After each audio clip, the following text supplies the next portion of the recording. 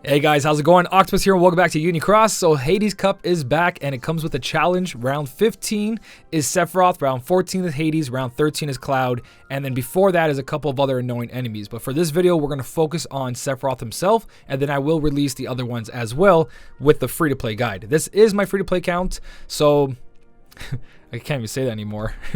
The reverse power now. Woo! Yes! Yes! Yes! The count is free to play. It's just that my luck on my trait rolls have been really good lately. Even more than you guys know, I just rolled a new trait today. But let's jump in. Let's talk about how to build a Keyblade setup for this first. So, for Sephiroth round 15 or any of them, you guys want to go according to the enemies, if they're aerial or if they're ground enemies. Sephiroth is a ground enemy, so what you want to do in your menu is go under sort, click on strength, and then filter. You want to go to the bottom where it says traits, not special traits. Traits, click on this one. That's negative 60 ground. And you can tell this one's negative 60 aerial because it has a floating enemy, but just push ground. And whatever your best metals here with negative 60 ground on it, use them. I am going to be using Sora, Chip, and Dale here because I did roll a negative 60 ground on it. So I put attack boost 7 max on it and plus 1000 chips. I didn't go full alt for the 3000. If you guys really need the extra power, you can do that. Just know that this booster of 600% is going to disappear at the end of the month. So he's not going to be this strong next month. It's just for this month, which is good enough to get you these jewels.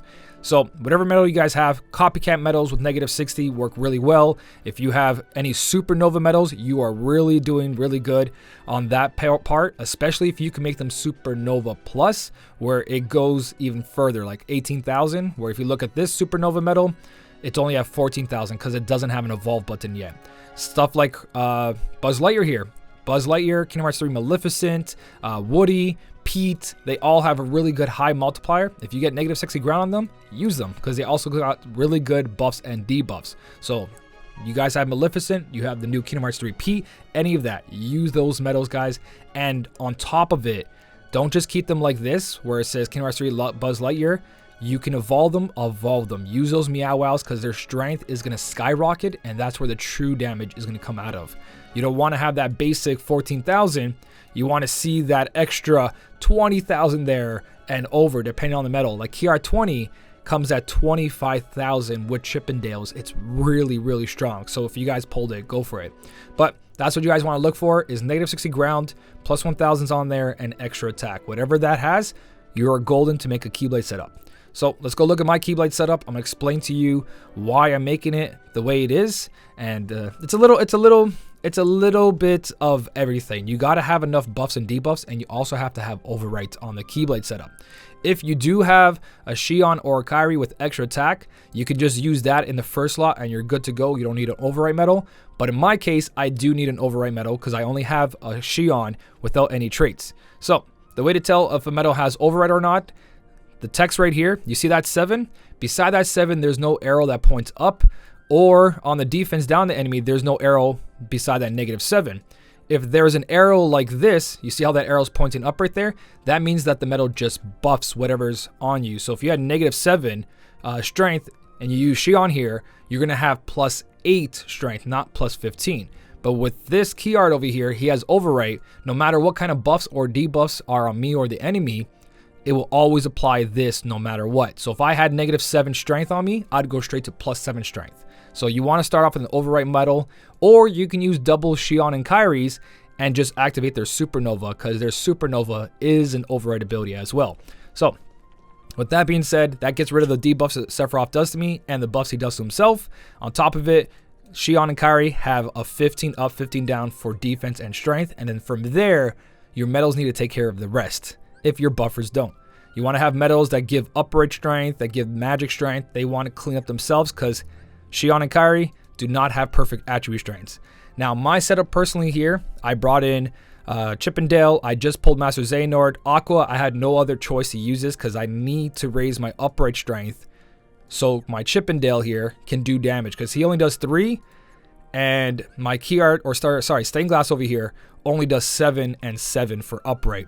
So if I had some other way, like a Kairi instead of a Xion, I would use Kairi because Master Xehanort takes care of his own reverse strength by 15. So you got to want to make sure that whatever you're putting on your Keyblade setup, not only do they have -60, but they also maximize your buffs, so you're constantly doing max damage. If you don't do that, you're missing on a lot of strength. Everything caps out at 15, except for attribute strength. It goes up to 16 and so on. So, with that being said, I'm going to show you guys how Sephiroth works and all his mechanics. We are going to go with this. I officially beat this last night with this setup on stream last night on Twitch. But, like I said, it was way too powerful because now on top of it, I got the 120% extra attack on Sephiroth.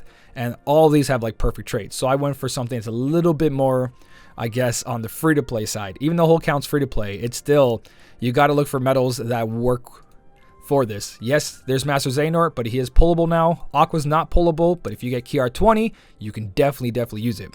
Friend medal, KR20, like I said, fully boosted, Supernova Plus, 3000 chips, attack boost 9 max, has -60 ground, but no extra attack. So that's a little bit weaker, but you do want to look for KR20 because he is a magic versus power. So let's jump in and let's see what Sephiroth does here. So I'm going to slow this down to at least ×2 because this is like ridiculously too fast for anything. So you can see that Sephiroth starts off with 15 buffs. He's got buff for all attributes. He's got buff for upright, reverse, and general defense down. You can use your override medal to do that. What I like to do on the first phase to try to hit his first counter right away, I'll activate my Shion. So I get maximum buffs of everything, and he has maximum debuffs of everything. Now I'll activate one of my medals that raises guilt by 250%. So friend medal, your own medal, whichever one it is, I'm going to go for my friend medal because if I do this for the next phase that I want to do it for, I only have a Shion, so my reverse buffs work easier for my own. So I'm going to use this one so I have max damage right now. Later on, I can activate these 2 buff medals, then activate my Master Xehanort, and I get maximum damage from that Supernova. So, with that being in there, we're back down to basic buffs. I am about to overwrite that +10 everything, but with the mixture, it's totally fine. You could actually just skip out if you want to keep that 11, which I probably could have.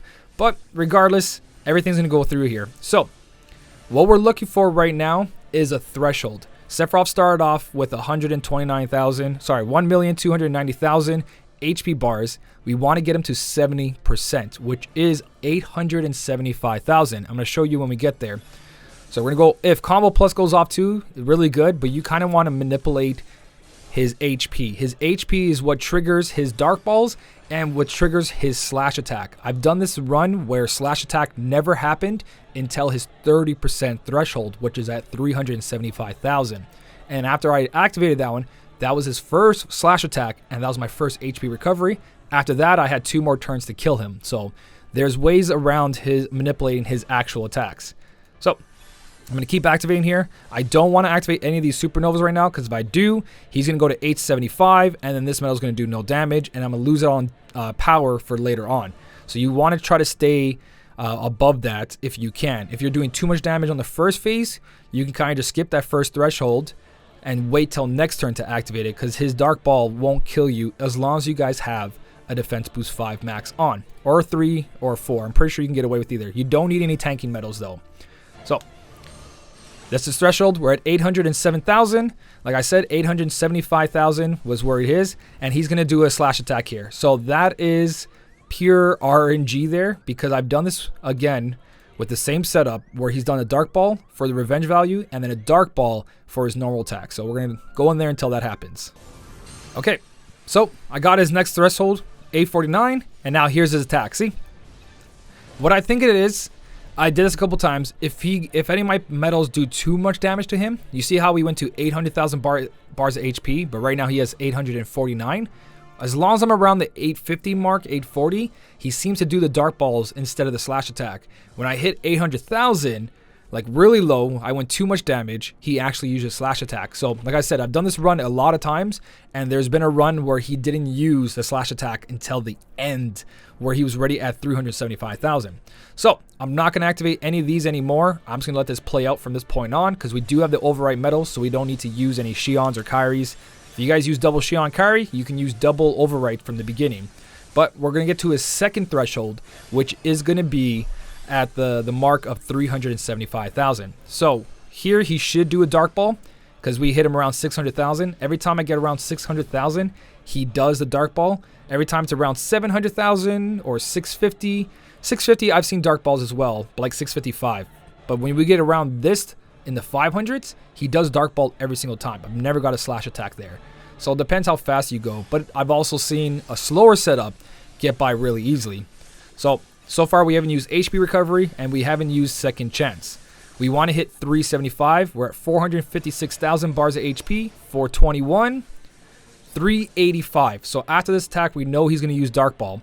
And if we do this properly, he will do his final attack, Dark Ball again, not a slash attack. If he does a slash attack, that's totally fine. There is no more thresholds from here. This is where you go all out. So I'm going to activate my 2 buffers. 1, 2. Now that I got my 15 strength up and down, I am going to use Master Xehanort's. I'm losing a little bit of damage off him, but what he applies of that 250% guilt to my medals, if you look down in the bottom right of the screen right now, where you see those red, green, and blue ball, that's where the guilt's going to show up. Aqua has a natural guilt of 280%, but with the 250 on top of that, she goes to 530, equaling a lot more damage. So during this phase, once you get all the buffs and debuffs down to 15 plus up and everything, then you can activate the rest of your Supernova medals. Although, you guys can see here that I have more than enough damage to kill him without the Supernova medals, but if you guys have the damage, use it. I still had an ability to use second chance there, so even with my setup, it's a little bit too powerful still.